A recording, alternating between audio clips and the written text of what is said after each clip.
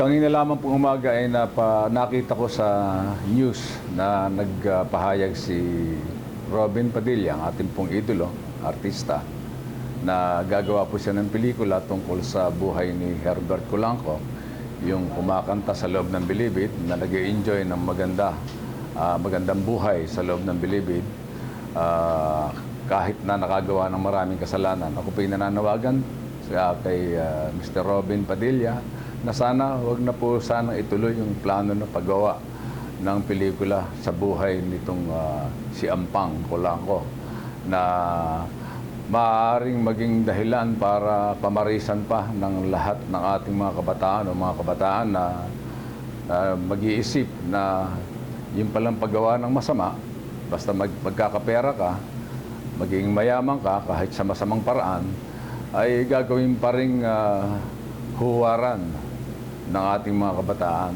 Dahil po yan, kahit ano pa ang mangyari, pagka ginawa pong pelikula, yung kanyang buhay, magiging parang magandang halimbawa pa na iisipin ng ating mga kabataan na maaaring gumawa ng kawalanghiyaan, salbahihan, magiging hero pa rin sa paningin ng ilan.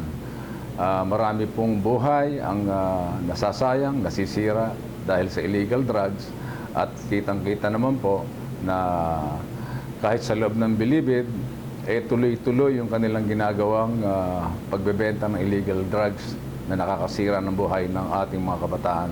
Kahit ako po nananawagan kay Mr. Robin Padilla na kung pwede po, huwag na lamang gawin, huwag na lamang ituloy yung plano. Marami po tayong mga kababayan na maganda ang ginagawa para makatulong sa ating mga kababayan.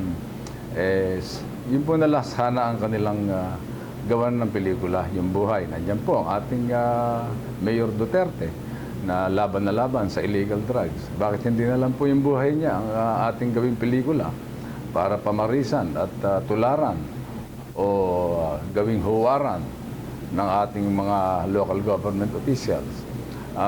Kami po bilang isang mayor o head ng local government unit ay gumagawa ng paraan. Itinataya namin ang aming buhay para lumaban sa illegal drugs. Marami pong threat, katulad sa akin, ang dumadating dahil sa aking paglaban sa illegal drugs, pero hindi po ako tumitigil sapagkat naniniwala ako na kaya nating labanan ng illegal drugs na sumisira sa buhay ng ating mga kababayan. Sana naman po huwag masayang yung aming ginagawa. Kaya nananawagan po akong muli kay Mr. Robin Padilla, kung maaari, huwag na ituloy yung pelikula na gagawin tungkol sa buhay ni Ampang Colanco. Magandang umaga po. Magandang araw sa inyo lahat at maraming salamat.